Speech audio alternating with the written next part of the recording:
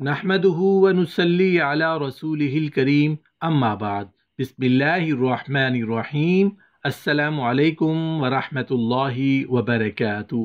چار نعمتیں جو ہر جنتی عورت کو دنیا میں ہی مل جاتی ہیں۔ حضرت علی کرم اللہ وجہ الکریم کا فرمان، چار ایسی چیزیں، چار ایسے کام جو کسی عورت میں دکھائی دیں تو سمجھ جانا کہ اللہ پاک نے اس عورت کو جنتی ہونے کا شرف دنیا میں ہی عطا فرما دیا ہے۔ خوش قسمتی ہے، خوش بختی ہے ایسی عورت خوشیاں منائے جس کو جنتی ہونے کا پروانہ، جنتی ہونے کا ٹکٹ دنیا میں مل جائے۔ محترم ناظرین، بحیثیت مسلمان ہمارا ایمان اور عقیدہ ہے کہ اللہ وحدہ لا شریک ہے، اس کا کوئی ثانی نہیں، اس کا کوئی مثال نہیں۔ جو اللہ کے احکام پر ڈٹ جاتا ہے، اللہ نے اس کے لیے جنت میں ایسے انعام تیار کیے ہیں جو انسانی سوچ سے بالاتر ہیں۔ یہی وجہ ہے کہ ہر انسان چاہتا ہے کہ مرنے کے بعد، قبر میں دفن ہونے کے بعد اللہ پاک اس کو بخش دے اور اس کو جنت میں بلند مقام عطا فرما دے۔ انسان چاہے نیک ہو یا گنہگار، عورت ہو یا مرد، سبھی جنت میں جانا چاہتے ہیں۔ اب جنت کس کو ملے گی، اس بات کا اللہ پاک کے علاوہ کوئی نہیں جانتا۔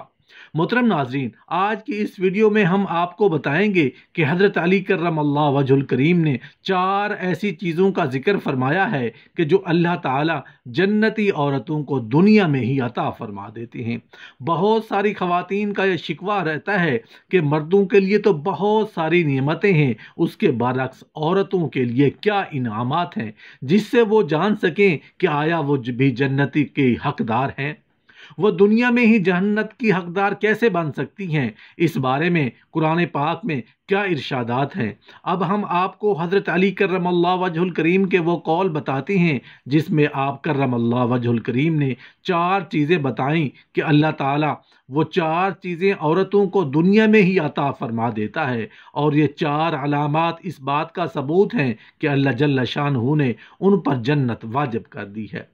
ایک مرتبہ حضرت علی کرم اللہ وجہ الکریم کی خدمت میں ایک باپردہ خاتون پیش ہوئی اور کہنے لگی، یا علی علیہ السلام، میں جاننا چاہتی ہوں کہ عورتوں میں وہ کون سی خاصیتیں پائی جاتی ہیں جس سے یہ پتہ چل سکے کہ وہ جنتی ہے۔ یہ سن کر حضرت علی کرم اللہ وجہ الکریم فرمانے لگے، میں نے رسول اللہ صلی اللہ علیہ وآلہ وسلم کو یہ فرماتے سنا کہ یہ دنیا انسان کی زندگی کا سرمایہ ہے، اور اس پوری دنیا کا سب سے قیمتی سرمایہ نیک عورت ہے۔ اگر وہ نیک عورت دنیا میں ماں کا رتبہ پاتی ہے تو اس کے قدموں کے نیچے جنت ہو جاتی ہے۔ اگر وہ بیوی کا روپ لیتی ہے تو وہ دنیا کا سب سے قیمتی سرمایہ بن جاتی ہے۔ اسی طرح اگر وہ بیٹی یا بہن کا روپ لیتی ہے تو وہ اپنے ماں باپ اور بہن بھائی کے لیے جہنم سے نجات کا ذریعہ بنے گی۔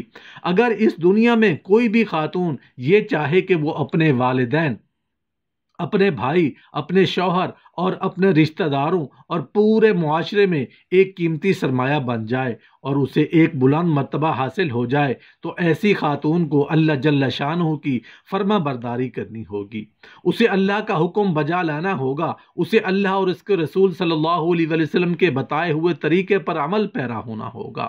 دوسری علامت یہ کہ اسے سچائی، حق کا ساتھ دینا پڑے گا اور اپنی پوری زندگی سچ کے سہارے گزارنی ہوگی، کیونکہ سچ نجات ہے اور جھوٹ ہلاک کرنے والی چیز ہے۔ سچ انسان کو نیکی اور نیکی انسان کو جنت کی طرف لے کر چلتی ہے، اور جھوٹ گھاٹے کا سودا ہے۔ جو عورتیں صبر کرتی ہیں وہ جنت کی امانت بن جائیں گی، ہر معمولی بات پر کسی سے گلے شکوے نہیں کرتی، ایسی عورتیں اس جنت کی مستحق ہیں۔ آپ اس کی مثال حضرت فاطمہ رضی اللہ عنہ کی زندگی سے بھی لے سکتے ہیں کہ حضرت فاطمہ رضی اللہ عنہ کی زندگی میں کیسی کیسی مشکلات آئیں۔ اسی طرح آپ کئی دنوں تک فاقے میں رہتی، اسی طرح آپ رضی اللہ تعالی عنہ اللہ کی طرف متوجہ ہو کر اللہ سے دعا مانگتی اور ذکر و اذکار کرتی اور اللہ سے دعا مانگتی، پھر آپ پر اللہ کی مدد نازل ہو جاتی۔ جو عورتیں اللہ سے ڈرتی ہیں اور اپنے شوہر کی فرما برداری کرتی ہیں اور وہ بھی جنت کی مستحق بن جاتی ہیں۔ ہمیں چاہیے کہ ہمارے گھر میں ہر خاتون کو اللہ ان نعمتوں سے نواز دے اور اللہ جل شانہ سے ہر وقت مدد اور گڑ گڑا کر دعا مانگتے رہنا چاہیے۔ ایک بد شکل شخص جس کی بیوی نہایت حسین و جمیل تھی، رسول اللہ صلی اللہ علیہ وآلہ وسلم کی خدمت میں حاضر ہوا۔ آپ صلی اللہ علیہ وسلم نے اس شخص سے پوچھا کہ تیری بیوی تیرے ساتھ کیا برتاؤ کرتی ہے؟ اس نے کہا میری بہت قدر کرتی ہے، میری اجازت کے بغیر گھر سے باہر نہیں نکلتی، اپنے حسن و جمال کا لحاظ نہیں کرتی، میری خدمت کا خیال کرتی ہے۔ یہ سن کر آپ صلی اللہ علیہ وآلہ وسلم نے فرمایا جاؤ اور اس سے کہہ دو کہ وہ جنتی عورتوں میں سے ہے، کیونکہ باوجود حسن و جمال کے اپنے شوہر کی تابع داری کرتی ہے اور اس کی بدصورتی پر نہیں جاتی۔ محترم ناظرین، ایک مرتبہ حضرت موسیٰ علیہ السلام نے اللہ پاک سے پوچھا، اے میرے مالک مجھے یہ بتائیں کہ اس وقت آپ کو سب سے زیادہ عزیز کون ہے؟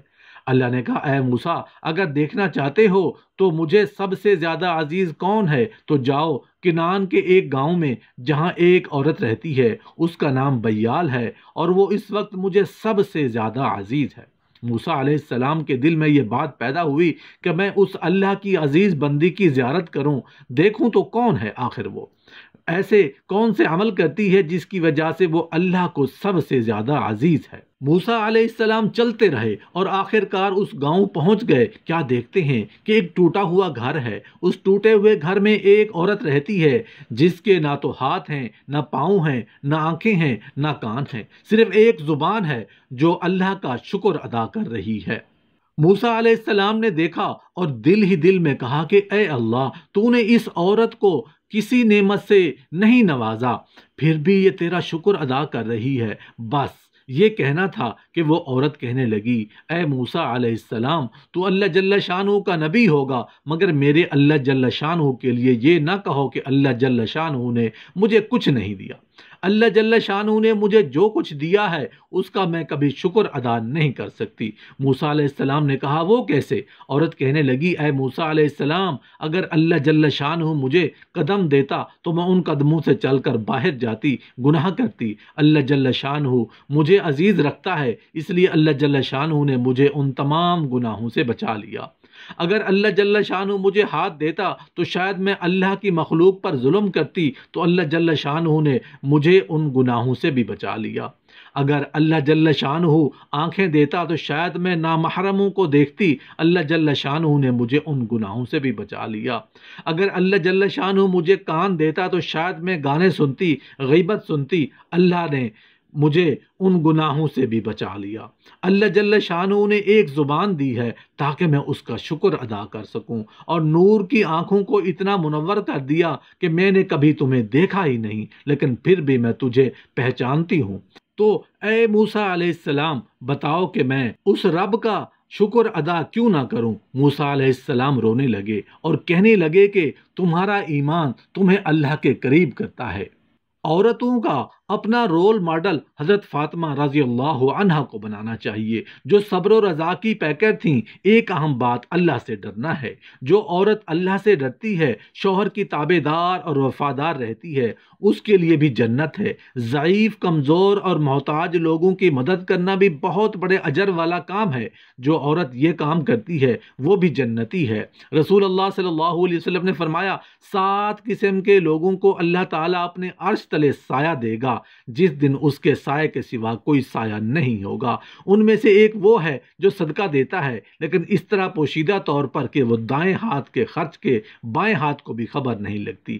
ایک اور کام عزت کی حفاظت کرنا ہے۔ جو عورت اپنے عزت کی حفاظت کرتی ہے، اپنے ذمہ دار سرپرست کی اجازت کے بغیر گھر کی دہلیز سے باہر نہیں نکلتی، بے پردگی اور آوارگی سے دور رہتی ہے، اپنی عزت کے ساتھ ساتھ گھر کے ساز و سامان کی بھی حفاظت کرتی ہے، مال کو فضول خرچ نہیں کرتی، اولاد کی ٹھیک تربیت کرتی ہے، اپنے خاوند کی غیر موجودگی میں کسی بھی اجنبی کو اپنے گھر میں داخل ہونے کی اجازت نہیں دیتی، یہ عورت بھی جنتی ہے۔ اللہ کا ذکر کرنا بھی بہت بڑی فضیلت والا کام ہے۔ جنتی عورتیں ہمیشہ اللہ کے ذکر و اذکار میں مشغول رہتی ہیں۔ اللہ کے ذکر سے دل کو سکون ملتا ہے، زبان کی حفاظت ہوتی ہے۔ رسول اللہ صلی اللہ علیہ وسلم نے فرمایا جو شخص مجھے اپنی زبان کی حفاظت دے گا میں اس کو جنت کی ضمانت دیتا ہوں۔